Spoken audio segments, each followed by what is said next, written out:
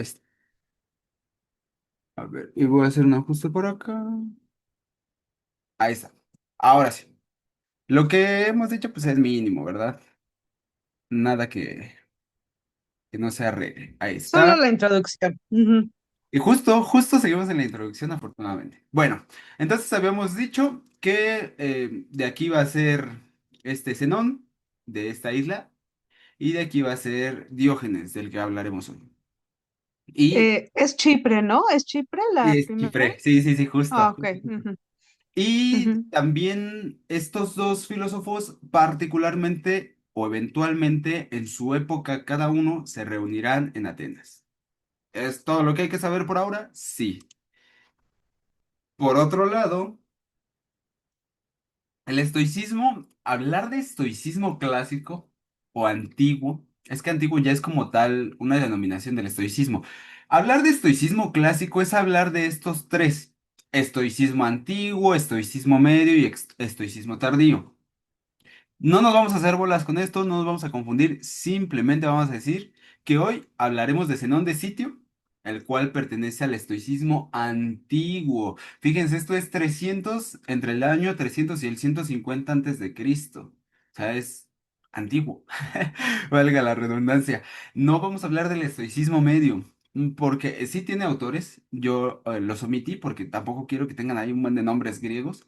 Simplemente vamos a decir que del estoicismo antiguo, griego, se pasó al medio en el año 150 al 50, y este estoicismo medio llegó a Roma.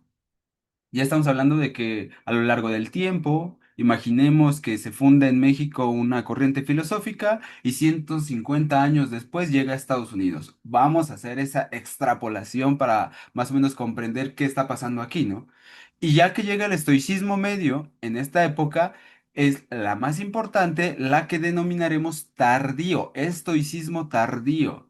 Del 50 ya de nuestra época, fíjense, tenía, si es en el 50 antes de Cristo al 200 después de Cristo, justo a este estoicismo tardío fue el estoicismo que le tocó ver al supuesto Jesús, por darle un contexto. No tiene nada que ver quizás Jesús en esto, ¿no? Pero por darle un contexto ahí geográfico y mental, de decir, ah, tal cosa estaba pasando en Roma cuando estaba este estoicismo. Bueno, justo, este estoicismo tardío es el que vamos a hablar y abordar a lo largo del curso, en el cual sus principales autores son Séneca, del que hablaremos hoy, Epicteto, Marco Aurelio y obviamente muchos más, pero solo nos centraremos en estos cuatro, ¿vale?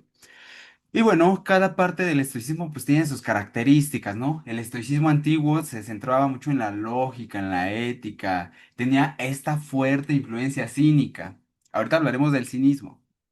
Y después el estoicismo tardío ya se centraba más en la ética personal y espiritual, en la terapia del alma, en no tanto la cuestión lógica, sino a ver cómo se va a practicar lo que les decíamos hace rato, ¿no? Y por ende va a desarrollar manuales de vida. Bueno, ¿vamos bien hasta aquí con esto de las etapas del estoicismo y demás? Sí, Muchas sí, veces. sí, Ahora todo bien, bien. fíjense nada más. Ahora sí estamos listos, listas para hacernos estoicos de primera. Y para ello, hablaremos del primer filósofo, del primer grande, el primer pionero, Diógenes de Sinope. ¿Diógenes de Sinope era un estoico? No, ni siquiera existía el estoicismo cuando estaba Diógenes de Sinope. Él tiene un AKA, un nombre, un seudónimo, un apodo, como se le quiera denominar, que es el perro. Así que a veces lo vamos a ver como Diógenes el perro o Diógenes de Sinope o incluso como el perro a secas. ¿Por qué? Bueno, ya lo comentaremos. Diógenes de Sinope, como ven, fue antecesor al estoicismo, ya que él nació en el 404 aproximadamente y llegó hasta el 323. Y recordemos que el estoicismo surge por ahí del 330, aprox, ¿no? Entonces, antes de que el estoicismo existiera, ya estaba este buen hombre que, bueno, su vida es muy criticable, en ambos sentidos, se los juro, en ambos sentidos. Diógenes de Sinope, pues era de Sinope, como decíamos hace rato, ¿no? Y su padre era banquero. Ajá. Entonces, como su padre era banquero, cuenta la historia que le encargó a su hijo cuando era joven, pues que administrara la moneda de la ciudad de Sinope, a lo que, pues, Diógenes se le hizo fácil y la alteró la moneda como si actualmente alguien hiciera billetes falsos. ¿Cuál es la pena? ¿Cuál es el castigo de eso? Pues la prisión. Y en el caso de Diógenes, pues el castigo, creo que le salió barato, fue el exilio. Tanto su padre de Diógenes el banquero como Diógenes joven fueron exiliados de la ciudad de Sinope. Y así es como llega a Atenas. Diógenes, incluso él mismo dice, se cuenta que él admite haber hecho esta cuestión de alterar la moneda y que él se exilió. Dice, yo no me corrieron, yo me fui, ¿no? Pero bueno, lo importante es que llega a Atenas. Y bueno, llega obviamente sin dinero, sin cosas, sin nada. Y ahí va a empezar a vivir en la mendicidad, ¿no? Va a llegar en situación de calle. Y aquí hay algo interesante. Se cuenta que Diógenes, con las dificultades que tenía, pues económicas, un día estaba viendo a un ratón, a un roedor que andaba por ahí, y veía como en las caricaturas, ¿no? Como este ratón sale de un huequito en la pared o de entre las tablas. Va por queso, va por comida y se regresa, o va por aserrín, o va por cosas para mantener caliente su lugar y se regresa. Y Diógenes vio esto del ratón y dijo, oye, ¿por qué no vivo igual, no? ¿Por qué no practico esto?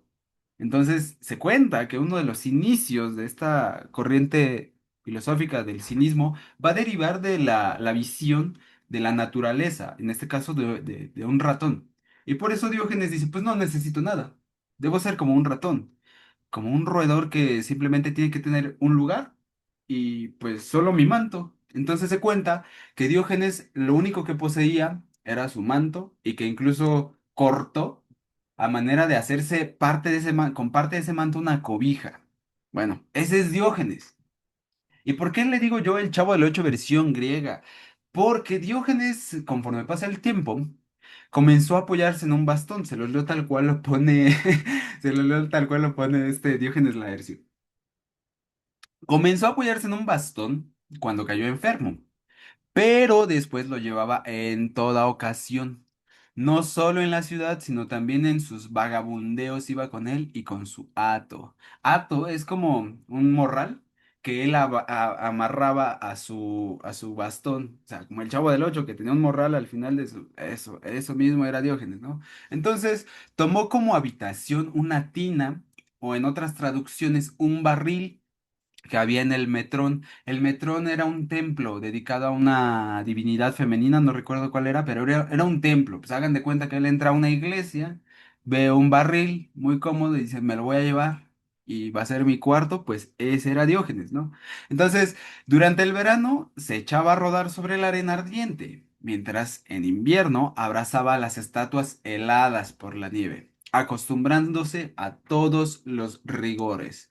Y esto nos dice que Diógenes, además de vivir solo con su manto que había cortado para tener una cobija, pues se apropió de un barril y que en ese barril metía su comida y comía y dormía y hacía todo. Y pues este barril era cálido y pues se acostumbró a él a forma de casa. Y si ustedes buscan en la historia, siempre, siempre, siempre, siempre va a ser retratado Diógenes de Sinope o el perro con un barril. O sea, es como su característica. O con una lámpara, que también esa es otra historia. Fíjense, aquí en esta representación tenemos la lámpara. O en su defecto con su morral, con su hato. Entonces Diógenes no necesita de nada. Pero fíjense, hasta aquí yo siento, no sé ustedes, hasta aquí yo siento que todo va bien, que es como lo que hoy en día llaman minimalismo, ¿no? Estas corrientes, no sé si filosóficas, pero son corrientes en donde vivas con un tenedor, una cuchara y un cuchillo, un plato y una taza y un vaso, una jarra y no más. No necesitas más, no necesitas más que una cama en el piso y ya. Lo demás es lujo. Bueno, este minimalismo. Esto no lo digo con total certeza, pero puede que parta de corrientes como esta, en la que pues Diógenes dice, pues yo no necesito de nada más que para lo básico y lo esencial, ¿no? Entonces, ¿qué va a pasar con Diógenes? Fíjense, de él se van a contar muchísimas historias, se los juro. Yo tuve que elegir, según yo, lo más prudentemente, las mejores, porque se cuentan muchísimas historias de Diógenes, y aquí es representado con su lámpara, y también con el perro, porque pues el perro es característico del cinismo, ya lo mencionaremos. Y bueno, se cuenta que una vez que estaba comiendo higos secos, se topó con Platón y le dijo, ¿puedes participar? Cuando éste tomó algunos y se los comía, exclamó, participar, dije, no zampártelos, ¿no? Como cuando alguien de niño le dice, te dije que agarraras uno, no todo el puño, metieras todo el puño en mi bolsa de Doritos, ¿no? Pues ese es Diógenes. Diógenes es alguien que no va a tener tapujos, no va a tener reparo, no va a tener pena, no va a tener miedo a decir lo que piensa, porque lo que piensa lo hace Diógenes. Diógenes va a ser el ejemplo claro de la libertad de expresión, de decir, si yo tengo frío y estoy en una oficina, ¿por qué tengo que mantener a fuerzas este suéter?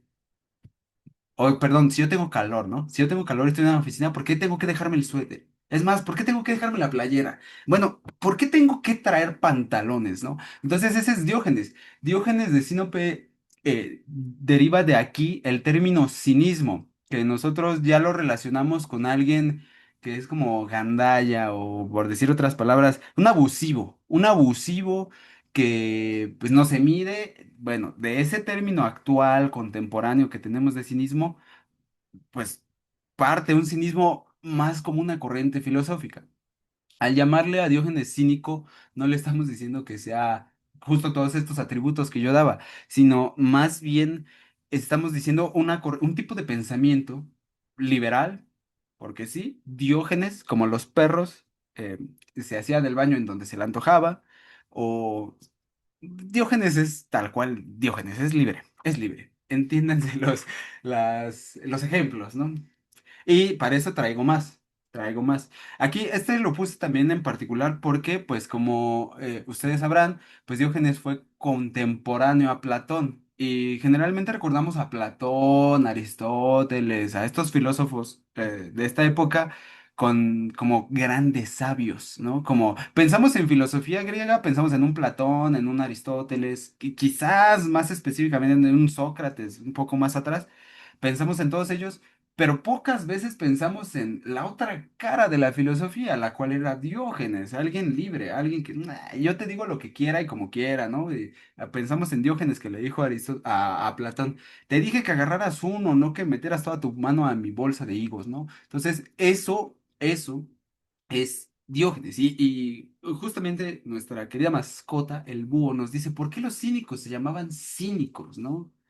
Y aquí nos lo va a explicar. A ver, déjenme minimizo esto para que lo puedan ver. A esto lo denominé el perrismo. Fíjense lo que nos dice Diógenes Laercio. Decía de sí mismo que era un perro, era un terian, de los que reciben elogios, pero con el que ninguno de los que lo elogian quiere salir a casa, a casa. A ver, recibe elogios, pero con el que ninguno de los que lo elogian quiere salir a casa. O sea, Diógenes se autoidentificaba como un perro. ¿Pero por qué un perro? Fíjense, cinismo viene del griego kion, en griego antiguo. Kion es perro. Entonces, quinismo, o por decirlo de alguna manera, quinismo es como perruno, como un adjetivo que deriva de perro. Entonces los que practicaban el cinismo eran quienes se identificaban con la libertad. Es que sí, era un Terian. Diógenes era un Terian. El cinismo eran los que se identificaban con los perros. ¿Por qué con los perros y no con las marmotas o con las águilas o con las aves? Por cuatro razones. Y estas cuatro razones son extracto igual de Diógenes Laercio. Nos dice, se identificaban con los perros por la indiferencia de su manera de vivir. Pues como los perros, comen y hacen el amor en público, van descalzos y duermen en tóneles o en barriles y encrucijadas.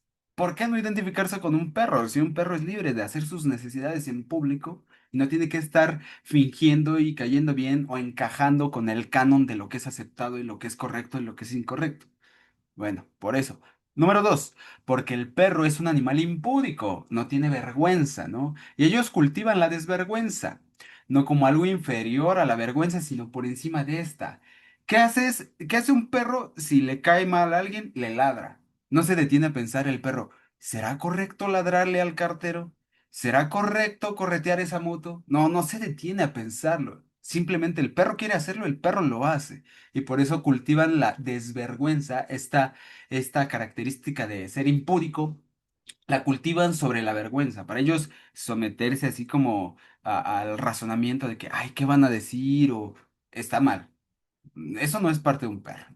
Entonces también por eso. Número tres, porque el perro es un buen guardián y ellos guardan los principios de su filosofía. Repito, alguien intente sacar el hueso de la casa de un perro desconocido. Inténtenlo. No se puede.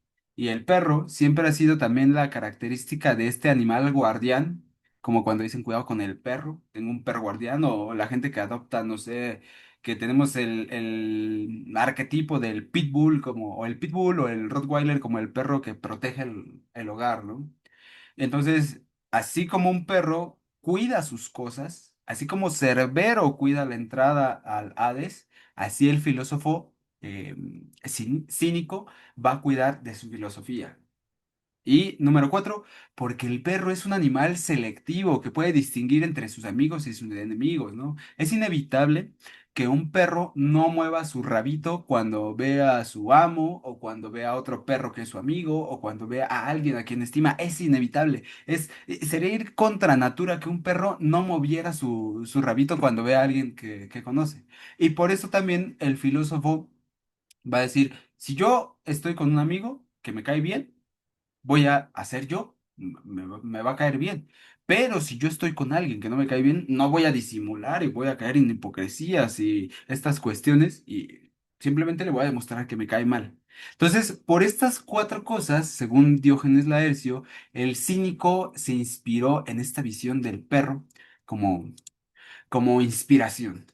Nótese nuevamente la influencia de las cosas naturales. Decíamos hace rato que se inspiró en un ratón para su estilo de vida, ya después se inspiró en un perro para seguir como adecuando esta filosofía. Y fíjense, como el cínico va a ser un personaje que va a criticar las cosas que no le gustan y va a apoyar las que sí, pero no va a tener esos pelos en la lengua, lo va a decir sin tapujos. Fíjense estas reflexiones que nos deja. Se extrañaba, esto lo dice Diógenes de Sinope, de Diógenes de Sinope lo cuenta.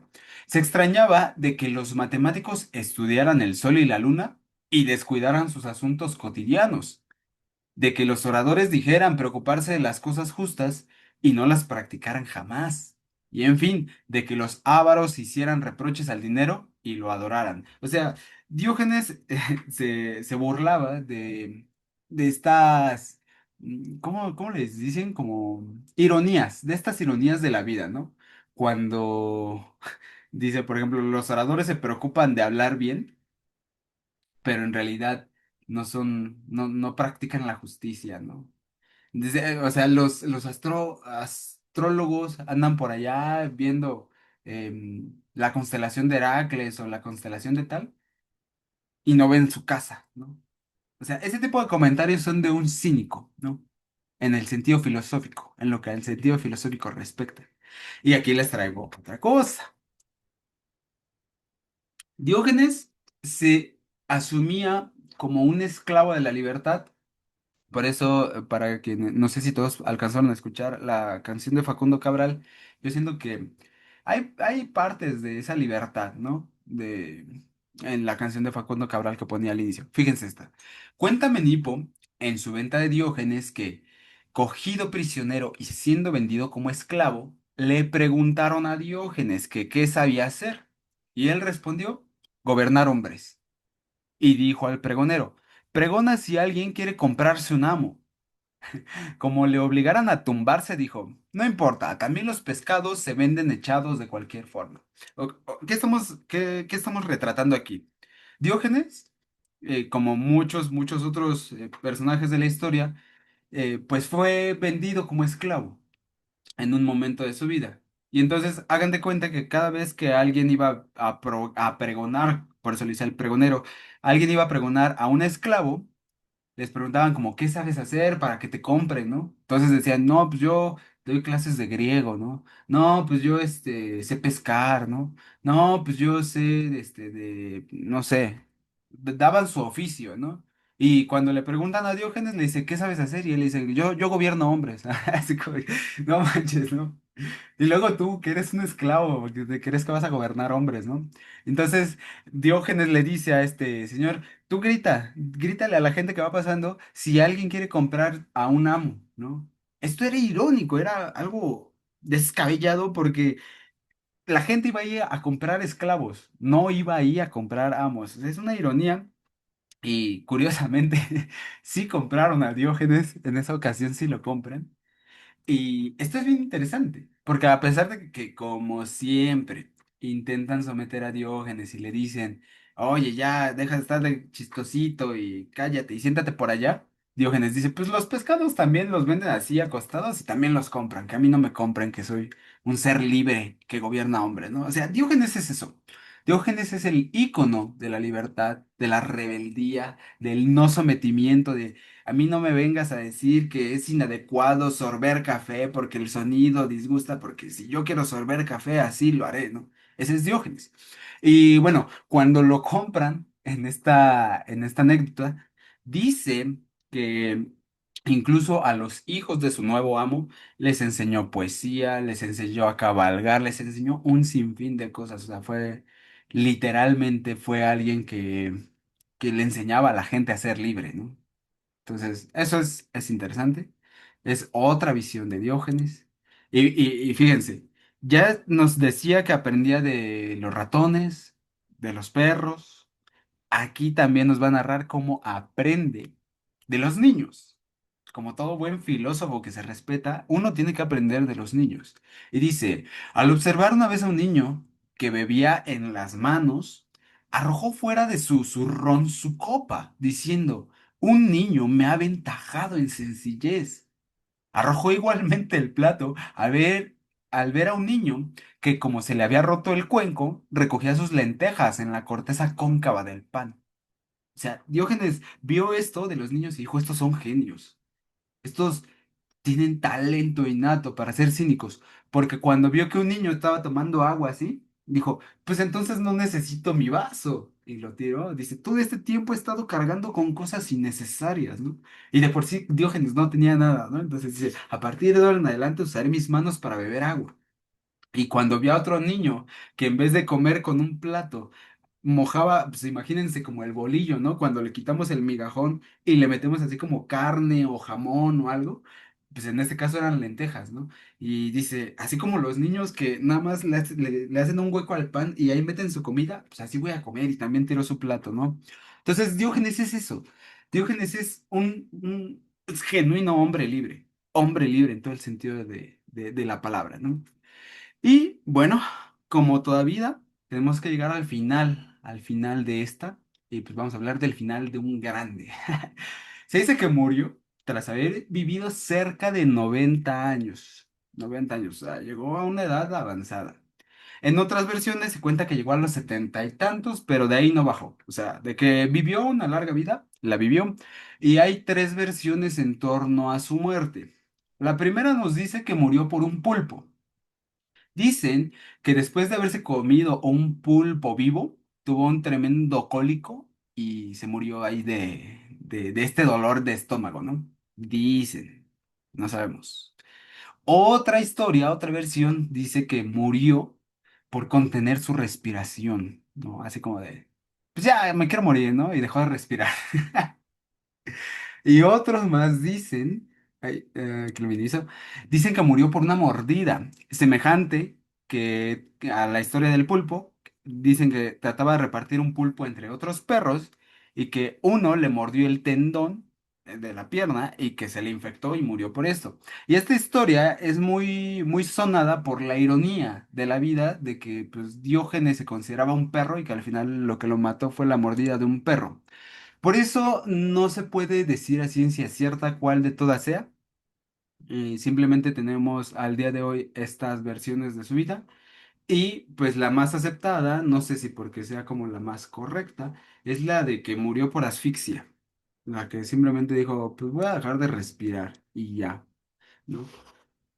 Pero ¿qué tiene que ver todo esto con el estoicismo? Sí es cierto, no es cierto. Venimos preparados para esto. Antes de seguir avanzando, no sé si quieran comentar algo, si hay alguna duda sobre nuestro buen Diógenes el Cínico, a.k.a. el perro, primer Terian de la historia griega.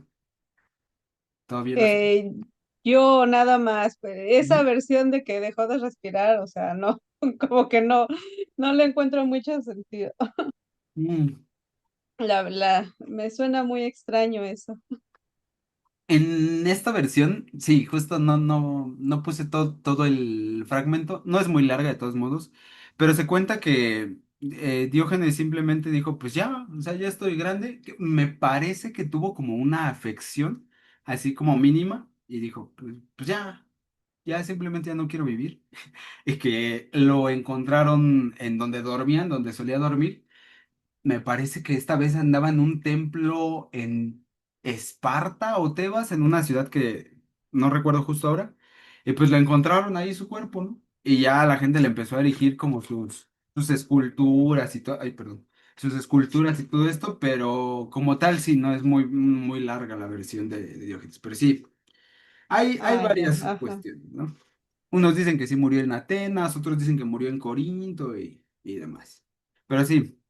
Como tal, y fíjense que como también es un autor, bueno, un pensador más antiguo, pues nos cuesta más trabajo como encontrar más datos biográficos en torno a él, ¿no? Pero bueno, ¿esto qué tiene que ver con el cinismo? ¿Qué tiene que ver con el estoicismo? Para ello, vamos a hablar de nuestro segundo autor. Ya sé que esto parecen datos biográficos y que estamos buscando en realidad la practicidad del estoicismo. Yo espero que podamos encontrarla al final, hacia el final de la sesión. Miren, No, está bien, está interesante. está bien interesante, ¿verdad? A mí también me gusta verlo Sí, sí, sí. como cuando ves un capítulo de una serie y dices, no manches, ese Diógenes sí era un loquillo. Bueno, yo estaba Sí, pensando en toda esa serie. exactamente, así como ver todo, cómo iba pasando. Sí, sí, sí.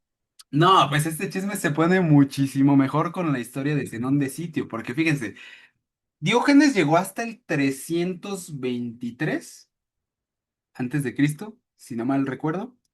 Y Zenón de Sitio nació en el 333. O sea, cuando Zenón de Sitio tenía 10 años de vida, Diógenes murió.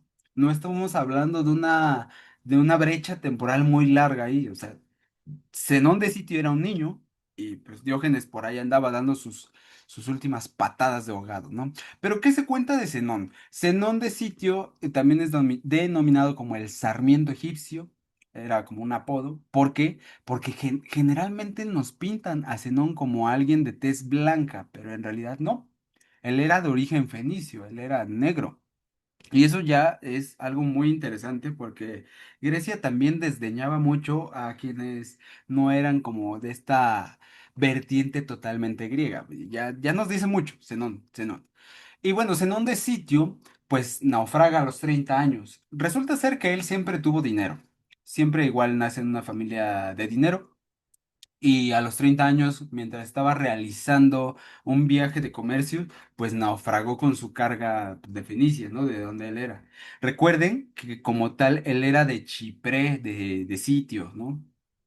Y bueno, entre las características, porque de él no sé por qué razón Diógenes Laercio sí nos dice características, nos dice que tenía un poco el cuello de lado, que era flaco, delgado, pues, bajo, de piel oscura, y que por eso lo llamaban el Sarmiento egipcio, ¿no? Bueno, este agradable joven, es el buen Zenón, solía ser muy moderado, muy mesurado. Pero bueno, antes de seguir con ello, quiero contarles cómo conoció la corriente filosófica del cinismo, porque él, su primer acercamiento, por decirlo de alguna manera, fue con el cinismo. Y se cuenta que un día después de este naufragio, llegó a Atenas, en donde también estaba Diógenes. Entonces llegó a Atenas y se sentó afuera de una librería, piénsenlo como estas librerías de viejo, que no es como un Gandhi, sino más como un local de libros. Y bueno, también no tenía libros, como piensen, no sé, en papiros, no sé. Y bueno, se sienta fuera de esta tienda, ¿no? Y alguien estaba leyendo ahí, yo me imagino a un ateniense ahí con la pierna cruzada leyendo, y le dice que donde había hombres como aquellos que leían, ¿no? Se cuenta que estaba leyendo a Jenofonte, a un autor muy sonado de la época de Zenón, y así como que Zenón le dice a este librero, oye, ¿dónde habrá autores como ese? Como cuando alguien está leyendo a Márquez, ¿no? O a Octavio Paz, o, ay, ¿dónde habrá pensadores como ese Octavio Paz, ¿no? Y este librero le dice, pues mira, con ese que va pasando ahí, síguelo. Y este que iba pasando era un tal Crates de Tebas. Crates, para pronto, no vamos a ahondar aquí en muchas cuestiones, Crates había sido uno de los discípulos más predilectos de Diógenes. Entonces vamos a entender que Crates era un cínico en todo el sentido de la palabra, ¿no? Entonces, la curiosidad, la ironía, las cuestiones, diosidencias, la sincronicidad, como le quieran llamar, del destino, hizo que Zenón de Sitio se encontrara con Crates, el cínico, ¿no? Y pues el librero le dijo, pues sigue a este, ¿no? Y así fue. Zenón lo siguió. ¿Qué pasa? Fíjense, esta historia a mí me encanta. Desde entonces, Zenón escuchó las lecciones de Crates, extraordinariamente aplicado a la filosofía, pero recatado frente a la desvergüenza. Recuerden que eso es una cosa fundamental del cinismo, de los cínicos. Por eso, Crates, queriendo curarle de este reparo, le dio una olla llena de sopa de lentejas para que la transportara por el cerámico. Cuando le vio que se avergonzaba y que trataba de esconderla, le dio un golpe con su bastón y rompió la olla. Mientras él escapaba y la sopa de lentejas corría por las piernas, le dijo Crates, ¿por qué huyes, pequeño Fenicio? No has sufrido ningún daño. Y a ver, ¿por qué me encanta tanto esta historia? Aquí hay muchos guiños, guiños que necesitamos saber. Fíjense, para empezar, Crates estaba cultivando le estaba enseñando todo sobre el cinismo a Zenón y le gustaba que iba muy bien, era muy aplicado Zenón, pero no podía vencer la vergüenza. Seguía siendo alguien que vivía bajo el qué dirán, bajo las normas establecidas de lo que es correcto, lo que está bien, lo que es bien visto. Recuerden o recordemos que Zenón era de una familia rica. Y entonces al vivir de una familia, venir de una familia opulenta, pues él tenía ciertos códigos, ¿no? Ciertos modales y todas esas cosas que te enseñan cuando tienes dinero. Entonces, esto es para empezar una contraposición muy grande porque los cínicos no tenían nada. En otras palabras, los cínicos eran como vagabundos, ¿no? Y ya eso refiere una gran distancia entre sus formas de ver la vida. ¿Y qué pasa? Fíjense. Crates, al querer ayudarlo y querer hacer de Zenón alguien libre, le dio una sopa llena de una olla llena de sopa de lentejas. ¿Por qué tiene que ver las lentejas en esto? Las lentejas eran acuñadas o referían a pobreza en la antigua Grecia, porque las lentejas, pues, eran económicas, ¿no? Y pues en Atenas, ciudad que generalmente se alimentaba de pescado o de alimentos más caros, la lenteja era mal vista. O sea, ya es un prejuicio, ¿no? Un prejuicio ahí sobre esa comida, ¿no? Entonces Crates quería que Zenón, pues, venciera la vergüenza, no conforme con darle una olla de lentejas, que yo me las imagino, a mí me gustan mucho las lentejas. Yo me lo imagino así como huelen las lentejas.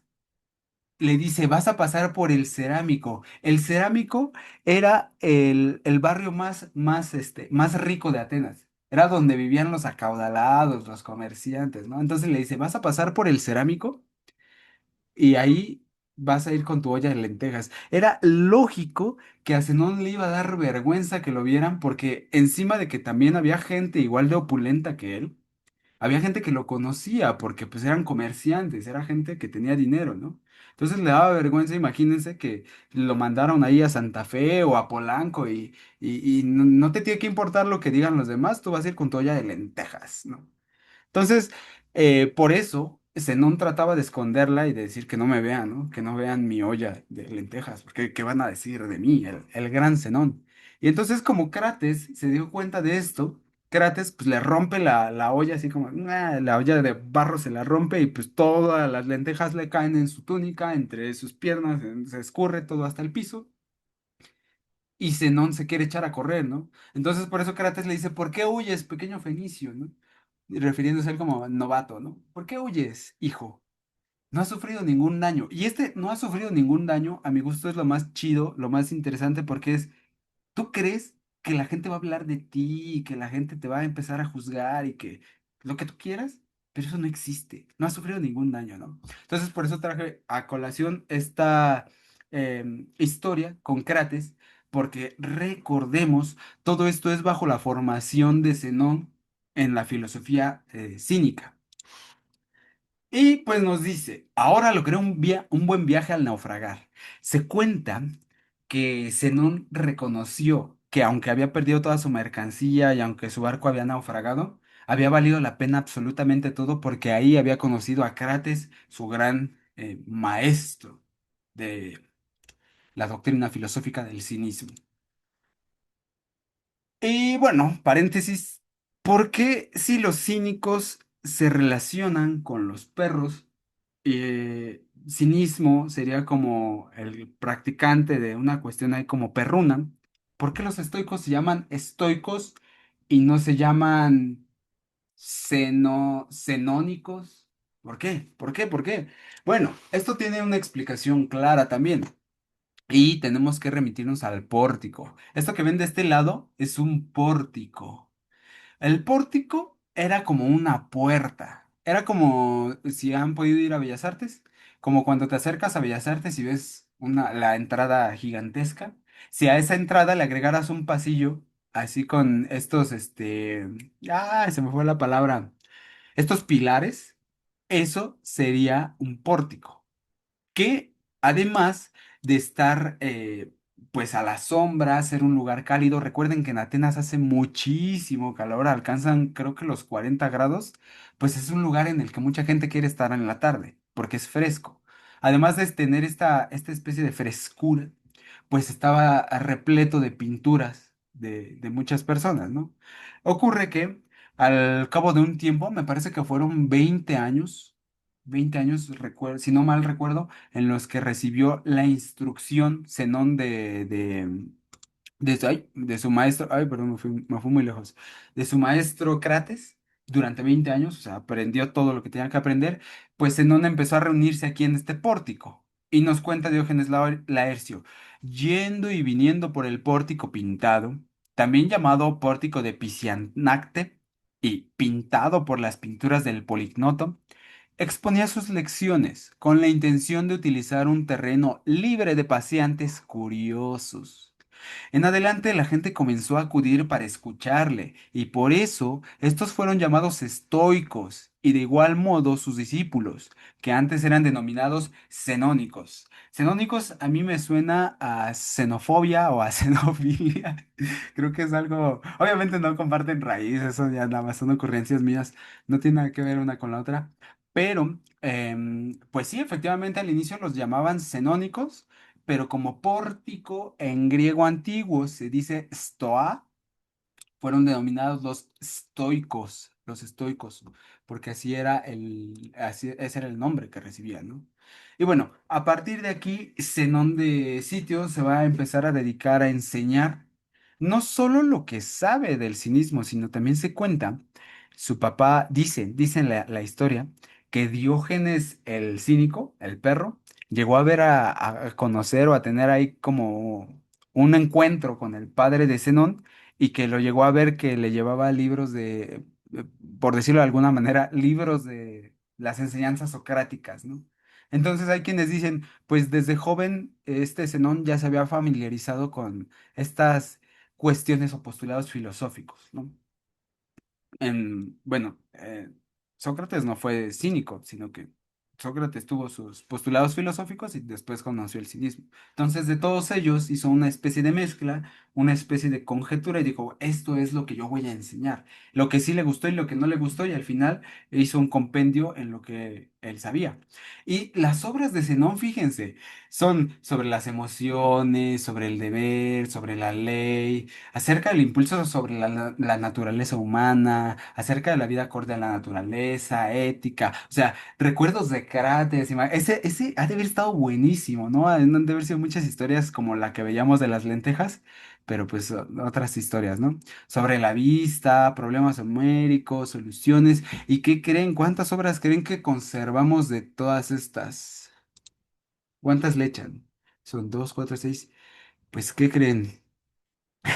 No conservamos ninguna, ninguna. Todas se perdieron, seguramente en los constantes incendios de Alejandría, seguramente fueron olvidadas.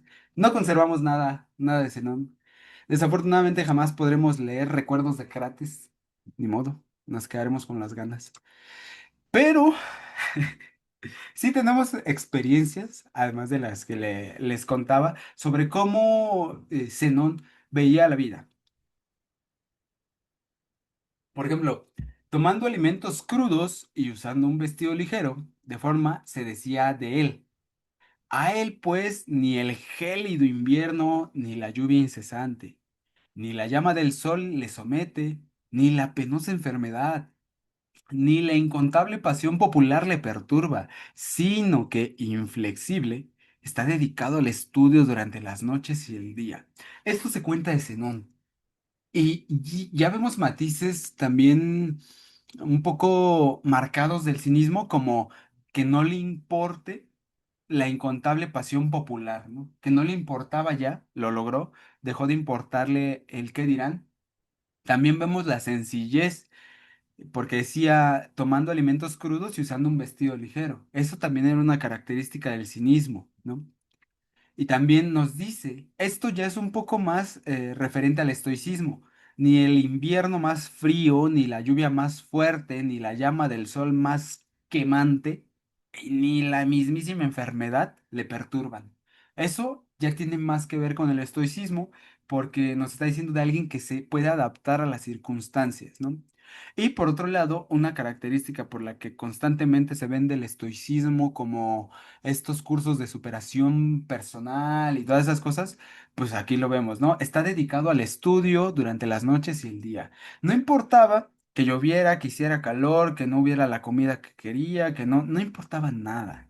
Él lo que quería era seguir cultivando su espíritu, por decirlo de alguna manera, su mente, su intelecto. Y dicen que en esto muy pocas personas se puedan igualar a Zenón en su sapiencia, en su sabiduría.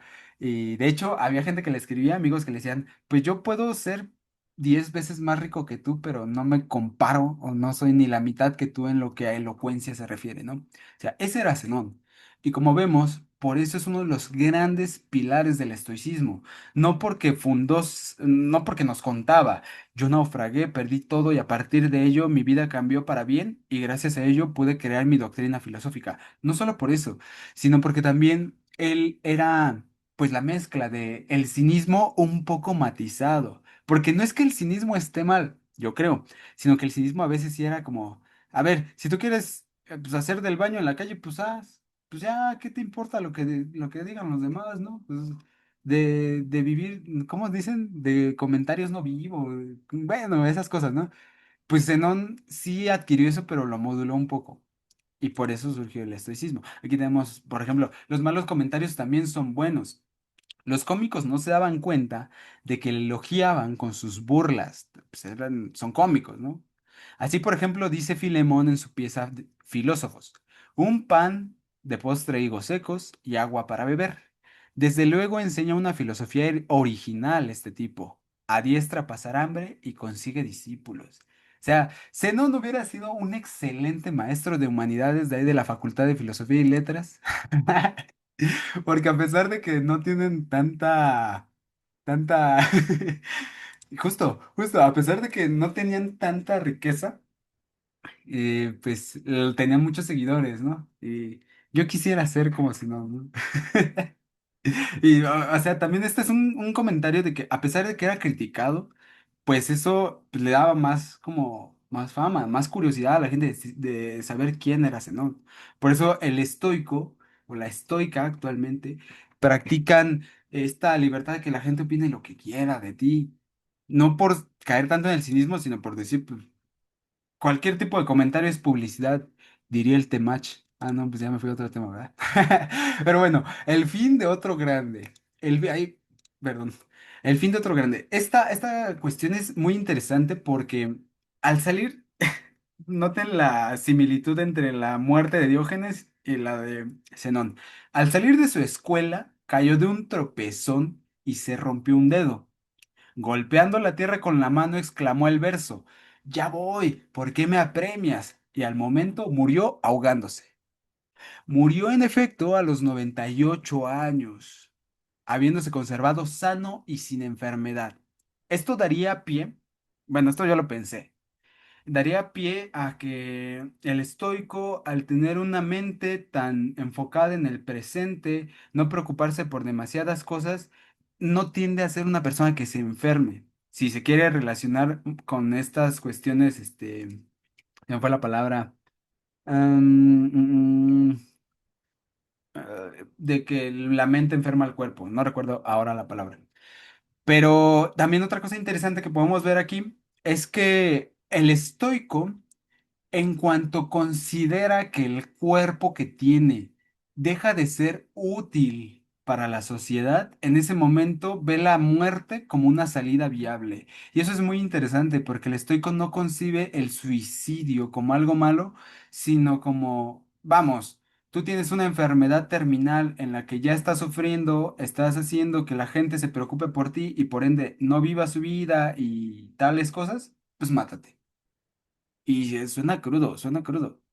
Incluso es delicado el tema, pero para el estoico eso es la visión, ¿no?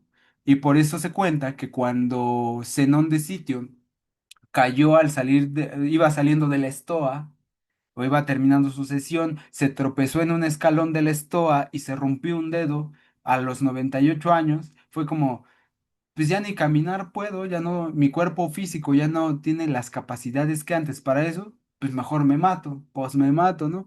Entonces dicen que se ahogó, que dejó de respirar también y que se murió ahí, ¿no?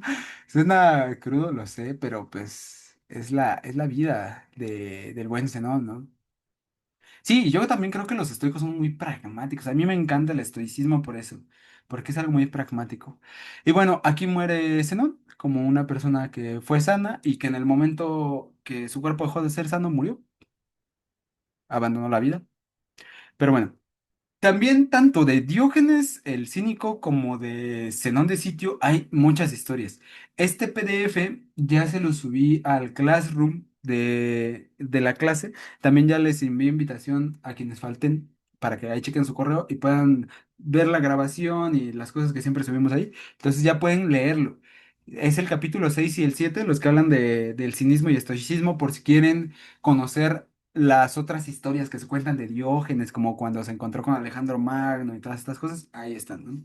Y bueno, ya aproximándonos hacia a la parte final de la sesión de hoy, vamos a hacer una remembranza. Y es que hemos hablado del estoicismo antiguo con Zenón de Sitio. Ya no vimos a Cleantes, no vimos a Crisipo por cuestiones de tiempo.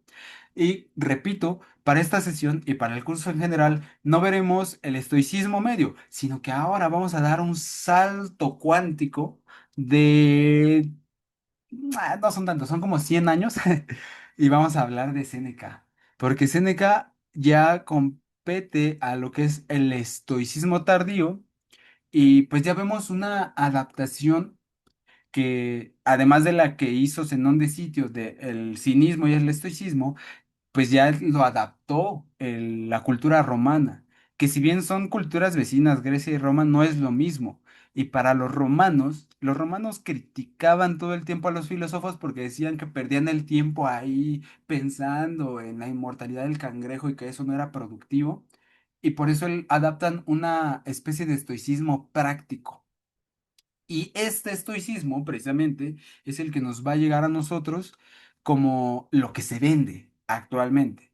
como libros que vamos a encontrar en cualquier Gandhi, en cualquier librería. ¿Qué tienes de Séneca? Y te van a dar como 20.000 obras que quizás ni siquiera sabemos quién era Séneca o no sabemos si Séneca sigue vivo o murió hace 2000 años. No tenemos por qué saberlo, pero encontramos así los textos, ¿no?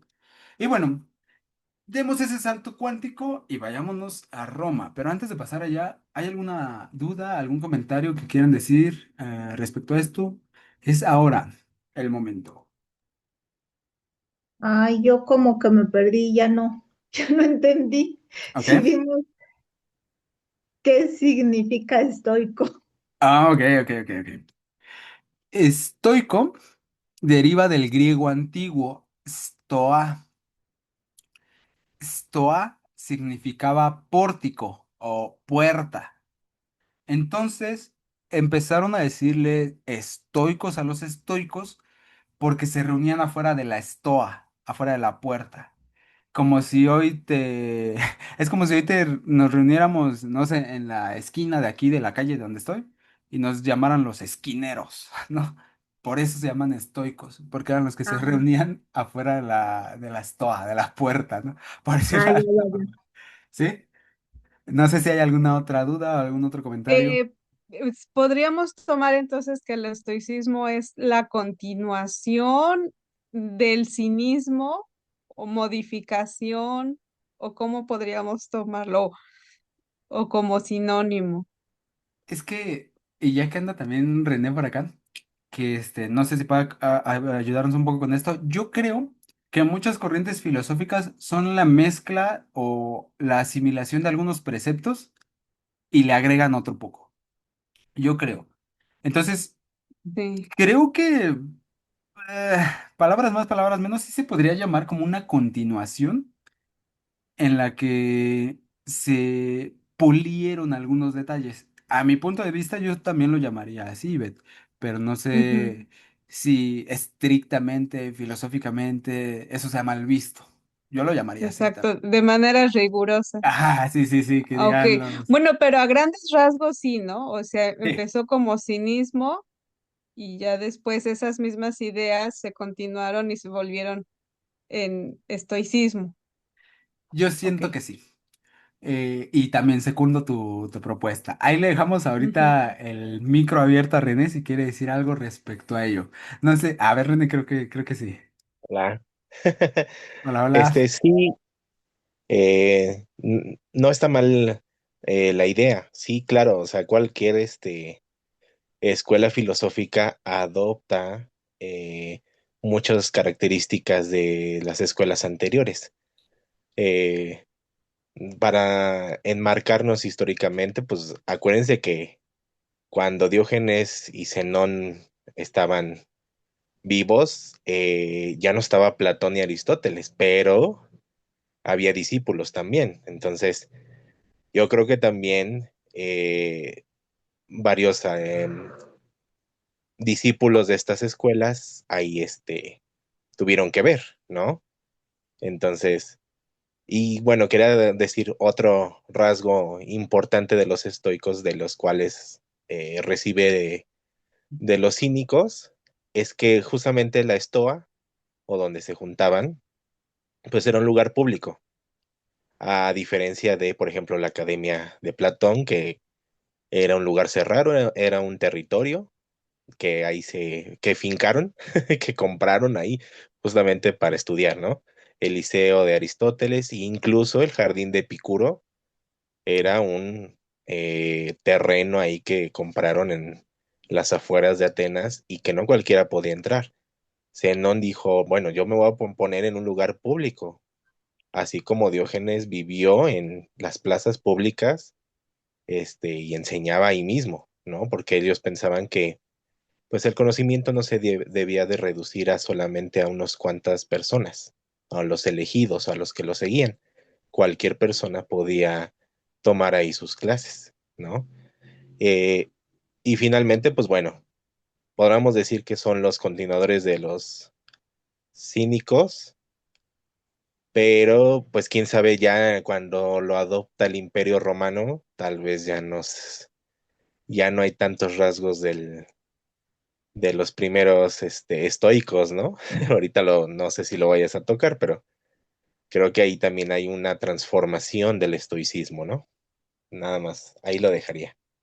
Ay, muchas gracias, René, porque sí, considero muy oportuno justo lo que comentabas de las plazas públicas, ¿no? Que siempre, el saber siempre ha sido reservado para la gente que tenía recurso, desde siempre. O sea, y sí, creo que es una cosa muy, muy interesante a remarcar que Zenón dijo, no, pues esto es para todos, ¿no?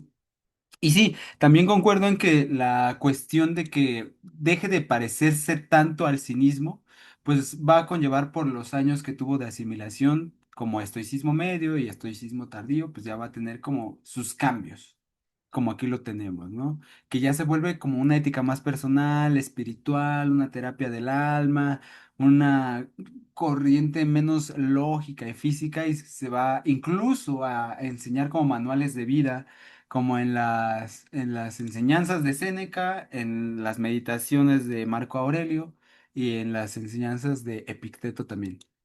Y sí, vamos a abordar un poquito de ello. Espero que nos dé tiempo para poder leer un fragmentito nada más de uno de los tratados de Séneca. Y bueno, vámonos después de esto, 100 años después, a hablar de Lucio Anneo Séneca. Séneca, el de en medio, yo le llamo porque tenía dos hermanos y él era el sándwich. Séneca, pues ya nació en el 4 antes de Cristo y en el 65 después de Cristo. O sea, repito, él estuvo en ese proceso en el que había un tal Nazareno por ahí y eso es interesante. Lo digo porque también se cree que hay influencias estoicas en el cristianismo, pero ese es otro tema. Bueno, Séneca fue proveniente de una familia rica también. Su padre era conocido como Séneca el Viejo, y de hecho de él conservamos creo que un par de tratados para que si un día leen a Séneca, fíjense que sea Séneca a secas, porque si leen a Séneca el Viejo están leyendo al papá de Séneca. Y bueno, tuvo maestros de estoicismo medio, de lo que comentábamos hace rato. Séneca fue enviado a Roma siendo un niño aún, y esto fue para recibir una educación esmerada y enfocada principalmente en preceptos filosóficos. Entonces Séneca va a llegar a Roma, a la capital, lo mandan ahí a la Ciudad de México y ahí se va a cultivar entre los mejores filósofos de su época. Y un dato que podemos rescatar de él es que desde siempre fue una persona muy rigurosa, una persona que seguía los preceptos al pie de la letra. Para esto nos van a contar en la biografía de Séneca. Fíjense esto, a fin de seguir los preceptos de sus maestros, el joven Séneca renunció a comer carne durante un año. Vemos que era determinado, pero también nos va a decir, el ascetismo y las renuncias acabaron por minar su salud, por lo que Séneca, para fortalecer su físico, decide dejar a un lado los severos estudios filosóficos y realizar un viaje a Egipto en busca de un clima más seco.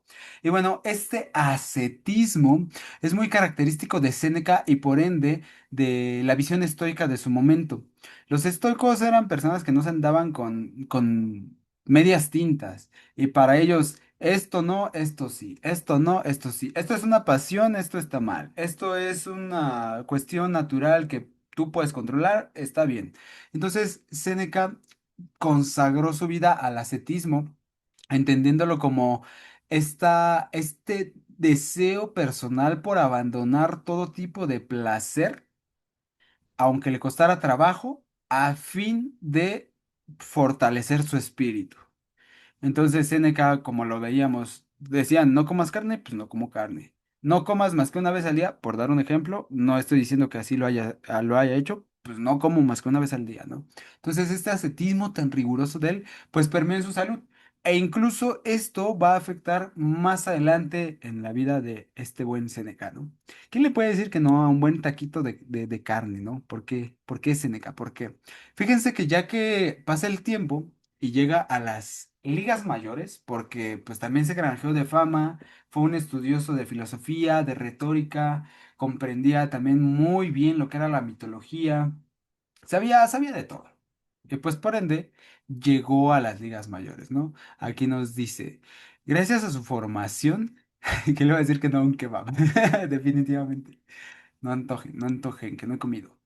Dice, gracias a su formación y erudición, a los 36 años fue recibido en la corte imperial, o sea, llegó con el mismísimo emperador, como representante del emperador en curso, que en ese entonces era Calígula, ¿no? Y bueno, Séneca no va a ser nada más ni nada menos que la representación del emperador ante el Senado. Y recordemos que el Senado era el lugar en donde se determinaban las leyes o las futuras cuestiones que haría Roma. O sea, Séneca llega casi casi como el emperador. Como si hoy en vez de ver en la tele en la mañanera a Sheinbaum viéramos a Séneca, pues eso es como de, oye, eso es de cuidado, ¿no?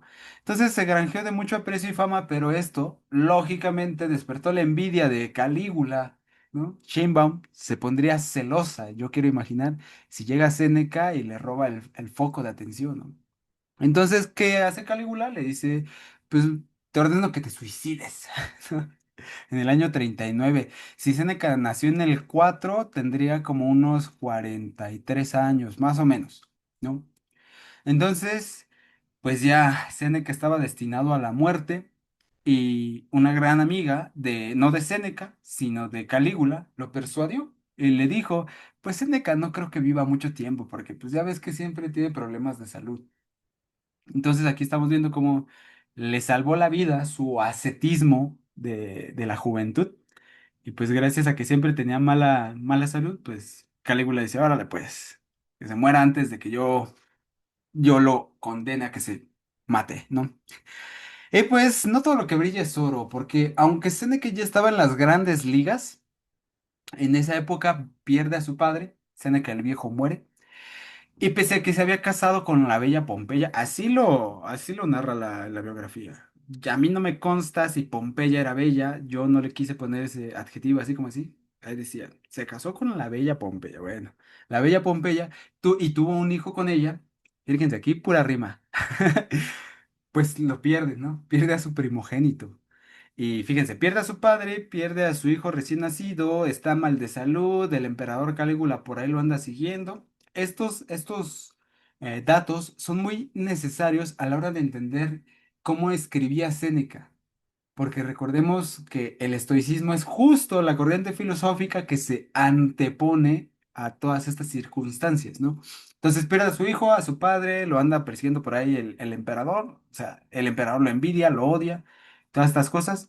Pues no conforme con esto, el sucesor de Calígula, Claudio, pues sube al poder y ¿qué creen? Que la situación empeora.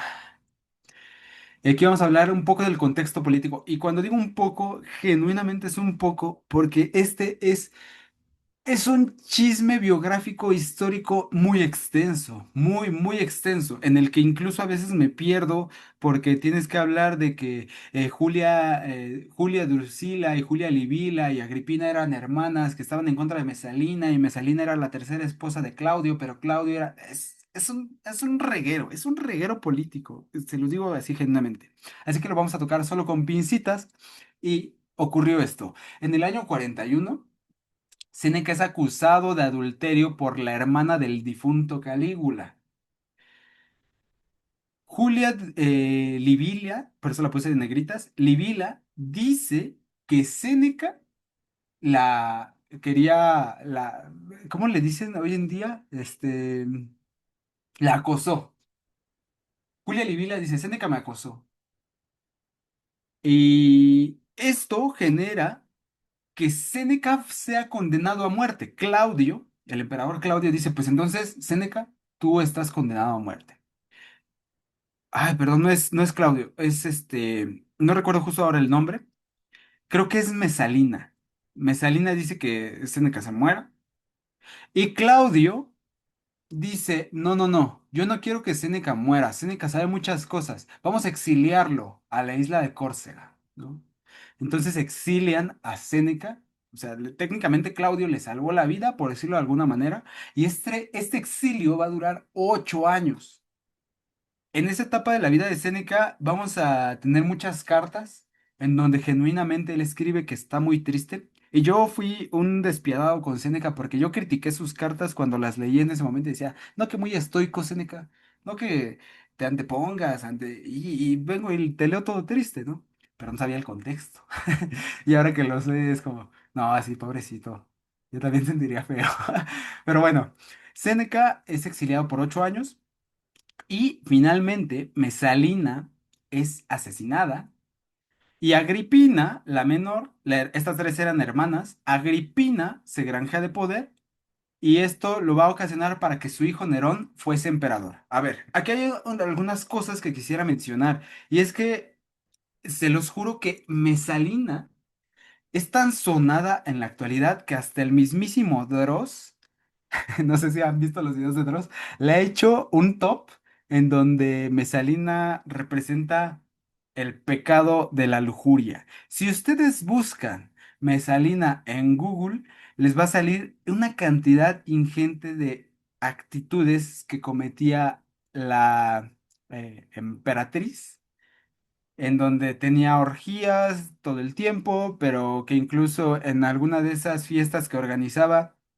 se armó una especie de torneo contra la prostituta más conocida de Roma por ver qué mujer aguantaba tener más relaciones sexuales en un solo día y Mesalina le ganó a la prostituta. Es una cantidad de información de chisme que tenemos de Mesalina. ¿Y por qué estoy diciendo esto? ¿Esto qué tiene que ver con el estoicismo? Pues recuerden que estaba como que una lucha de poder político entre estas tres hermanas y Mesalina, la tercera esposa de Claudio. Entonces, se cuenta que implícitamente alguna de estas tres mató a Mesalina para dejar libre este hueco político y que entrara Agripina. Agripina entró al trono, por decirlo de alguna manera, y dijo, ahora mi hijo Nerón va a ascender al poder y pues yo lo voy a manipular.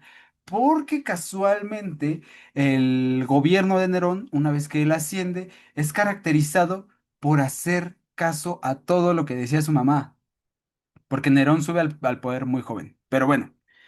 Repito, este es un chisme muy, muy extenso, muy, muy extenso. Tiene muchos nombres, así que solo lo resumí en esto, para que entendamos, por otro lado, el contexto que atravesaba Séneca, y era la política, también la de la actualidad, es una porquería en donde yo tengo que estar inmiscuido. Mi padre murió, mi hijo murió, estos locos a cada rato se están peleando y me mandan a matar o me mandan a exiliar y tengo que encima soportar esto. Ese es el contexto de Séneca. Y por otro lado, Agripina, ya una vez que sube al poder, que se habían liberado de Mesalina, trae a Séneca del exilio. Y recordemos que ella estaba granjeando todo para que su hijo pudiera ascender al poder. Y dice, quiero que tú seas maestro de mi hijo Nerón. Y gracias a eso tenemos aquí esta escultura que a mi gusto es de las más hermosas porque tenemos a Séneca ya un poco avanzado de edad, bien emocionado, así como su servidor ahí contándole, no, y es que entonces Diógenes de Sinope, y así contándole todo a Nerón. Y Nerón así como de, chale, este güey, ¿por qué no se calla? ¿No? Y es que eso fue Nerón. Nerón es la máxima expresión de que da igual quién sea tu preceptor, quién sea quien te inculque el estoicismo. Si tú no quieres aprender algo, no lo vas a aprender. Y Nerón es eso. Si uno no tiene disposición de hacer las cosas, da igual que el mismísimo Séneca te haya enseñado en estoicismo. Tú serás un monstruo. Y eso lo digo por Nerón, por lo que hizo, fíjense. En el 54, Agripina envenenó a Claudio. O sea, la mamá de Nerón envenena al emperador. Se cuenta que Agripina también había envenenado a Mesalina. Estaba, estaba mal de su cabeza. Entonces, Agripina envenena a Claudio y Nerón asciende al poder.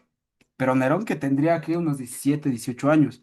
Y en esta etapa, Séneca va a gobernar implícitamente porque Nerón, al ser muy joven, pues va a hacer lo que sus maestros le digan. Séneca y Burro, así se llamaba. Pero pues no estamos hablando de Burro actualmente, ¿no? Entonces vamos a decir que solo Séneca. Entonces Séneca empieza a gobernar y se cuenta que esa fue la época del imperio más sólida económicamente, la mejor estructurada, en la que todos los ciudadanos estaban felices, porque aunque Nerón era el emperador, Séneca era quien estaba dirigiendo todo el imperio. Y pues, ¿qué pasó? Que Nerón creció, me parece que fueron 9 años los que pasaron, Nerón crece y manda a matar a su hermanastro de 13 años porque Nerón tenía delirios de persecución, pues al final de cuentas la madre que tuvo mató a diestra y siniestra, pues Nerón también tenía parte de esta psicología, manda a matar a su hermanastro y también a su madre, porque Nerón estaba cansado de... Si ustedes buscan a Agripina, van a encontrar que hubo monedas de Agripina en la antigua Roma, porque Agripina era realmente, en realidad, perdón, la verdadera emperatriz. Pero es un tema político. Yo solo quiero rescatar esto porque hay muchísimas más cosas, obviamente, de las que podríamos hablar, pero no nos da la vida. Así que vamos a llegar hacia la parte final de otro grande. Y esta vez Séneca, en este momento pues mandan a matar a Burro, pues, quien era como su amigazo, con quien compartía todo este saber. Lo mandan a matar y Seneca dice, no, pues ya vienen por mí. Ya vienen por mí. Y bueno, aunque en esta época ya viejo, muchas veces le dice a Nerón Séneca, así como que pues ya mandaste a matar a tu mamá y a fulano y a sultano, ya no puedo más, le dice, déjame retirarme de la vida política, déjame irme a mi casa, ya mira, te dejo todo, te regalo mis villas, te regalo todo lo que quieras, pero déjame vivir en paz. Pues Nerón no lo dejó, no lo dejó, pero le dijo, está bien. Vete y vive allá en tu villa, pero cada vez que yo quiera que des un discurso o algo, tienes que venir, ¿no?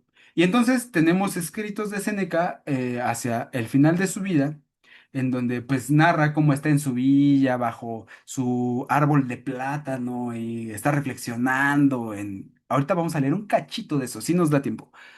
Y entonces esos escritos nos llegan ya de un Séneca viejo, que comprende la vida desde no solo la sapiencia de una persona experimentada por los años que vive, sino también del contexto que le atravesó. Y bueno, como era de esperarse, Nerón ordena que Séneca se abra las venas, se quite la vida. Así que Séneca, como buen estoico, va a hacer caso a lo que el destino le pide. Y él, aquí tenemos la pintura de Manuel Domínguez, él se va a abrir las venas en esta bañera frente a sus familiares y sus amigos, y ahí va a morir desangrado junto a su esposa, Pompeya, la Bella.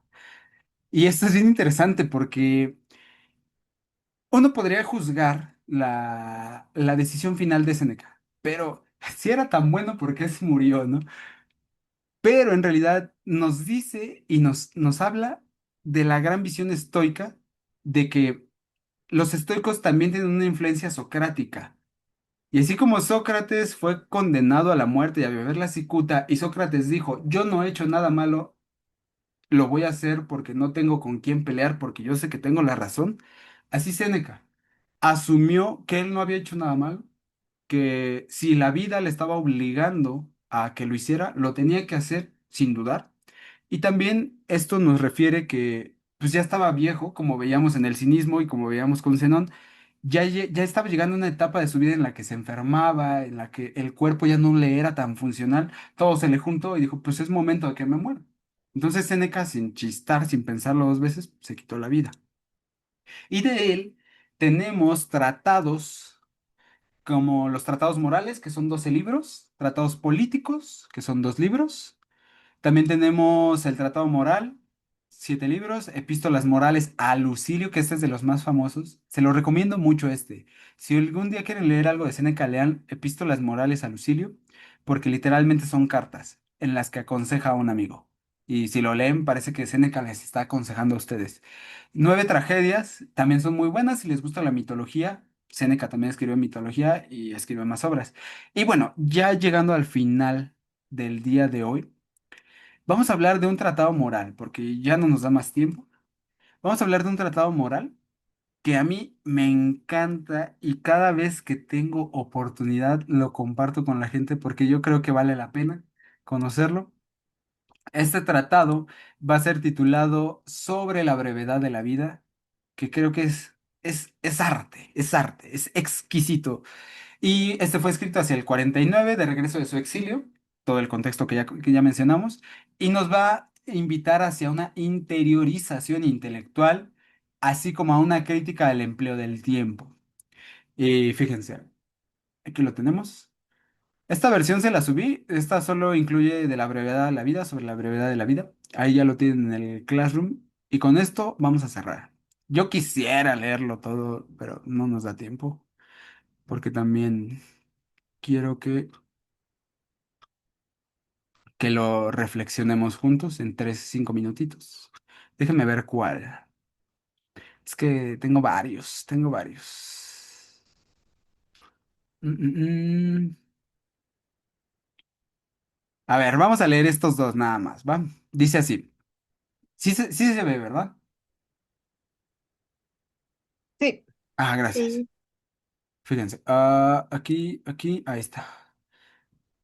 La mayor parte de los mortales, Paulino, a quien se dirige, se queja de la malicia de la naturaleza, porque somos engendrados para un tiempo escaso, porque estos espacios de tiempo que nos da discurren tan velozmente, tan rápidamente que, salvo muy pocos, a los demás la vida les deja plantados en los propios preparativos de su vida. O sea, aquí Séneca nos está diciendo, la vida pasa tan rápido, Paulino, que tú estás preparando y haciendo planes y soñando con lo que vas a hacer, y ya cuando ves, llegó tu hora, ¿no?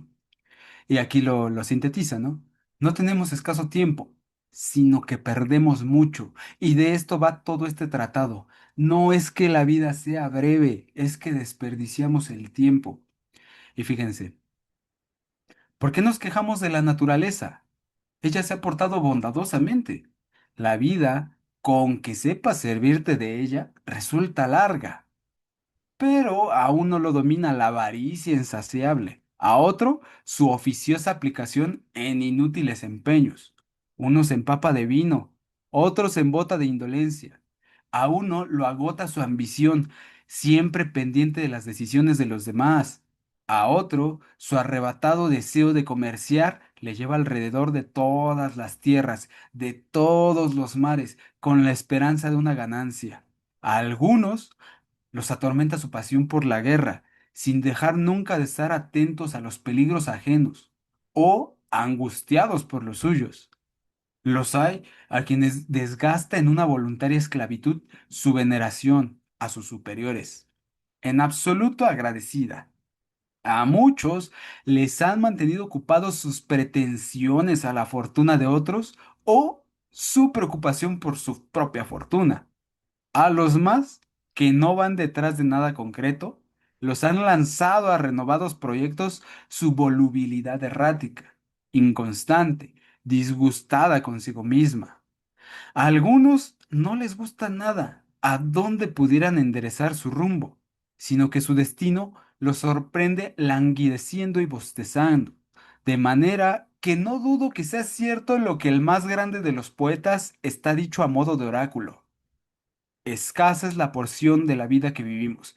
Y bueno, aquí Séneca está haciendo una reflexión en torno a todo lo que nos distrae de vivir, que si tienes que ganar tanto dinero, que si te quieres ir de fiesta, que si quieres pasártela en placer, que si solo estás viendo la vida de los demás, que si solo estás pensando en el futuro, que si solo quieres generar tantas ganancias, que pensando en tus proyectos tienes que hacer de viaje en viaje y te olvidas de vivir, y dice, viendo cómo está la vida de todos, cobra sentido lo que dicen. Escasa es la porción de la vida que vivimos, porque si a tu vida aún yace necta, le quitas el tiempo que te la pasaste trabajando, el tiempo que te la pasaste pensando en pagar deudas, en pagar cosas, en proyectos que no te dejaban vivir en el aquí y el ahora, y en todo eso se lo quitas a tu vida, te aseguro que menos de 10 años viviste. Ese es el postulado de Séneca, ¿no?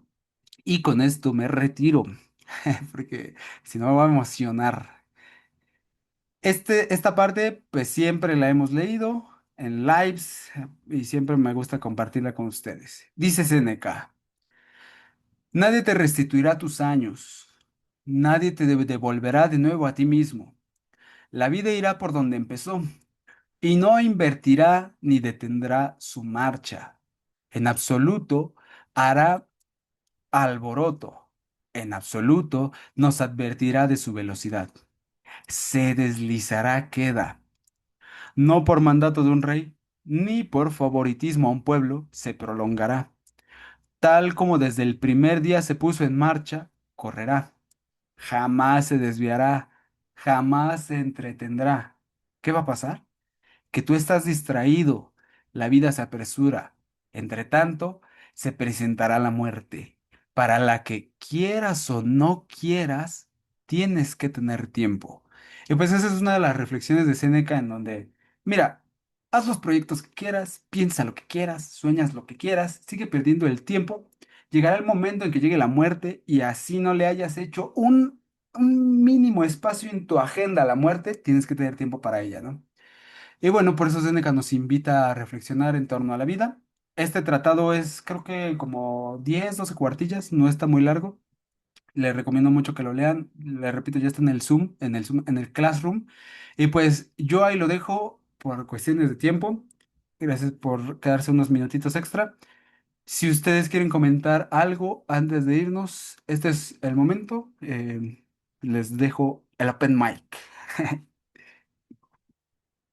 Yo, bueno, rápidamente, nada más, como en forma de pregunta. Bueno, entonces, ¿qué es la vida, no? O sea, la eterna pregunta. Entonces, ¿qué significa la vida, no? Para cada quien.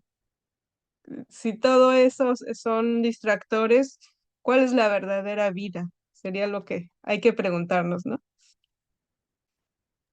Wow. No tengo palabras a eso, Ivette. Buena reflexión. No sé si alguien más quiera comentar algo. Me recuerdo una frase de John Lennon que dice, la vida es aquello que te pasas mientras estás ocupado haciendo otros planes. Hay que ver si John Lennon conocía o tenía cierta Sí, muy cierto. familiarización con este texto, ¿no? Porque sí, tal Ujú. cual. ¿Es John Lennon o es Seneca quien dijo eso? Es igualito. No sé si alguien más quiera agregar algo a esto. Yo solo quiero decirles en lo que hago tiempo que en nuestra tercera sesión tenemos una sorpresa, ¿eh? Una sorpresa que estoy seguro les gustará mucho. Así que de una vez hagan espacio en su agenda para nuestra tercera sesión. Sé que es la primera, sé que quizás estamos dando ahí pero hay una sorpresita para esa sesión. Y bueno. Definitivamente, lean a Séneca, les invito a que lo lean ahí cuando tengan tiempo, porque Séneca se disfruta. Séneca no es una lectura pesada como lo ven ahora. Séneca es alguien que dice, claro, tiene sentido, claro, claro, concuerdo. Es la vida, no estás hablando de la antigua Roma, estás hablando de mi vida en el pleno siglo XXI, ¿no? Y pues muchas gracias por estar por acá.